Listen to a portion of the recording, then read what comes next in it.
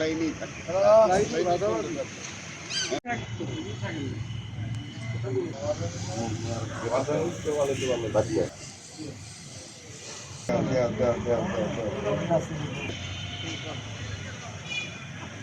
আজ পাকিস্তান বাহিনী দখল করে নেয় সিরাজগঞ্জ শহর।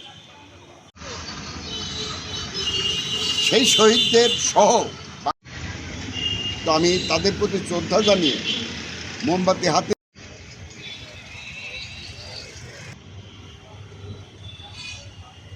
সুরে না পারি, যতটুকু পারি ততটুকুই গাই। আমার সোনার বাড়ি চিরদিন তোমার আকাশ আমার প্রাণে তোমার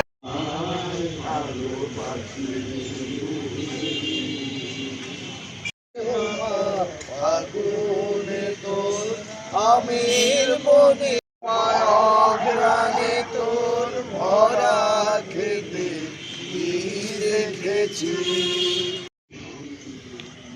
এই অবস্থায় আমার ক্যামেরা দেখতে আমি এলা কষাকষি করেন।